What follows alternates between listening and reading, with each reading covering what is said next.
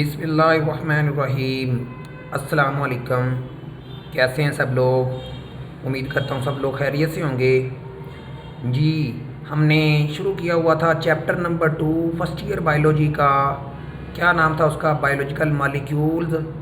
उसमें जो हमने इससे पहले जो टॉपिक डिस्कस कर लिया है, हमने स्टार्ट किया था प्रोटीन को। प्रोटीन के इंट्रोडक्शन को देखा। प्रोटीन बनती किससे है? अमाइनो एसिड से मिलकर बनती है। प्रोटीन के फंक्शन को डिस्कस किया।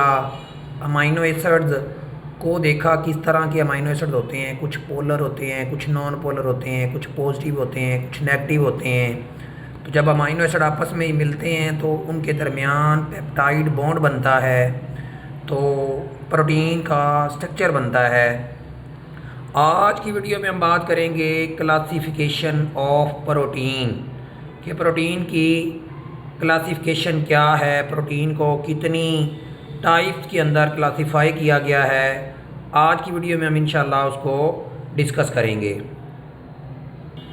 जी, आज का टॉपिक है, जो हमारा टॉपिक है, मैं पहले भी बता चुका हूँ, दोबारा फिर सुन लें। क्लासिफिकेशन ऑफ प्रोटीन, कि प्रोटीन की प्रोटीन को कितनी तरह के ग्रुप्स में क्लासिफाई किया गया है। तो आप लोग जानते हैं कि जो प्रोटीन का जो स्ट्रक्चर है बहुत कम्प्लेक्स होता है। इसके कम्प्लेक्स स्ट्रक्चर होने की वजह से इसके जो फंक्शन है बेटा बहुत ही डाइवर्स होते हैं।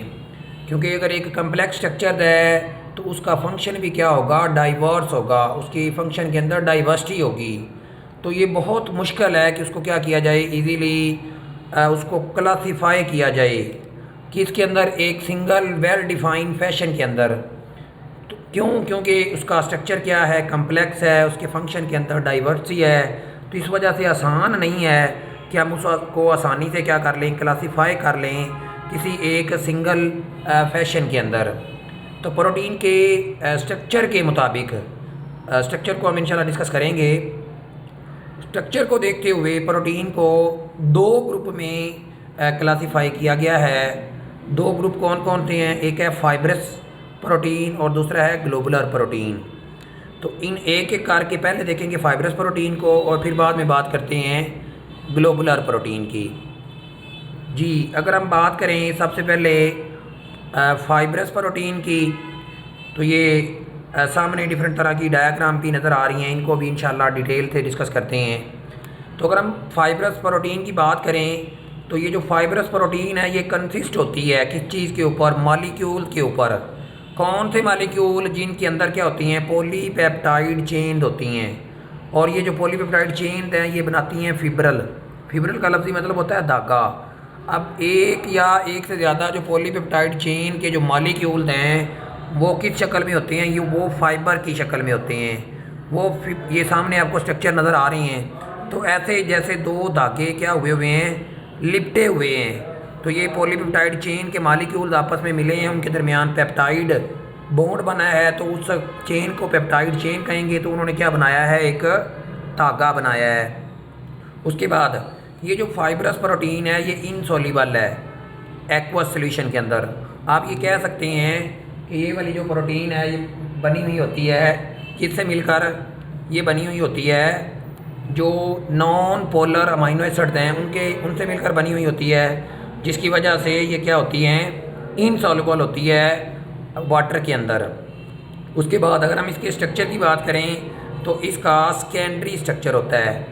ये प्रोटीन के डिफरेंट तरह के स्ट्रक्चर होते हैं, प्राइमरी, सेकेंडरी, टर्शरी और क्वाटरनरी। तो ये जो फाइब्रस प्रोटीन है इसका सेकेंडरी स्ट्रक्चर होता है। उसके बाद ये नॉन क्रिस्टलाइन है, ये क्रिस्टल की शक्ल में मौजूद नहीं होती। और अगर हम इसकी नेचर की बात करें तो ये क्या होती है? इलास्टिक इन नेचर होती है। ये डिफरेंट तरह के इंपॉर्टेंट स्ट्रक्चर बनाती है। उन स्ट्रक्चर को देखिएगा।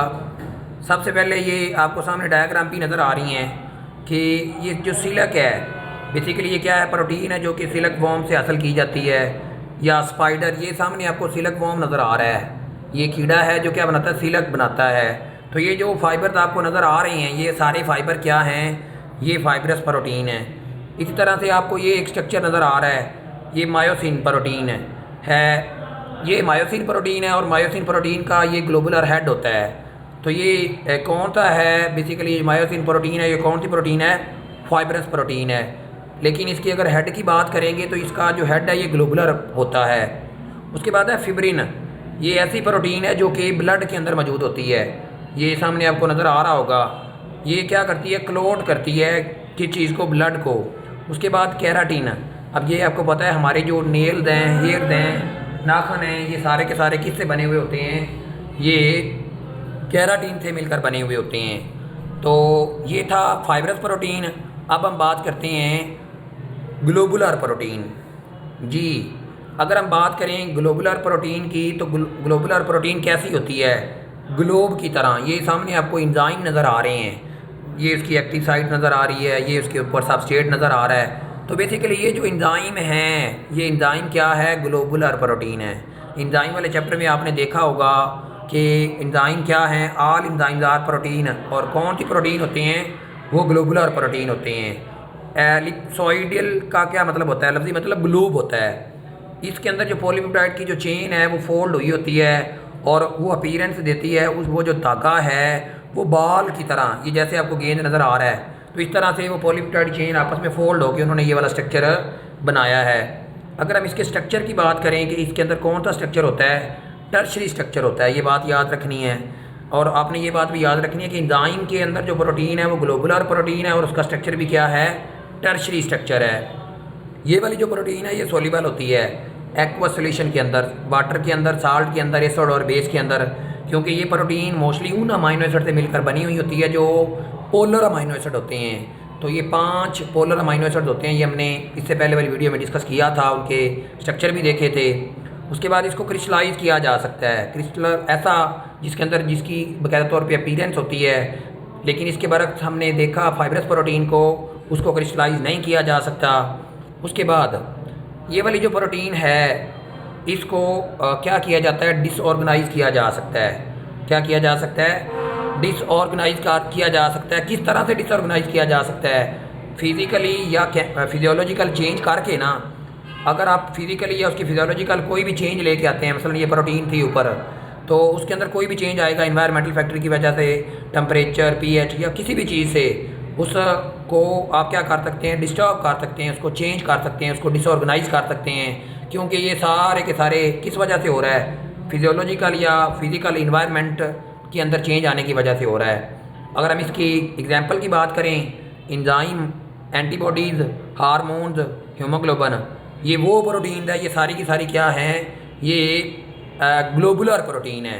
तो ये एक लॉन्ग क्वेश्चन बन सकता है कि क्लासिफिकेशन ऑफ प्रोटीन, ज़्यादातर इसमें एमसीक्यूज़ के हवाले से कि फाइब्रस प्रोटीन की एग्जांपल कौन कौन सी हैं, ग्लोबुलर प्रोटीन की एग्जांपल कौन कौन सी हैं, या इन दोनों में शॉर्ट बहुत इंपॉर्टेंट है।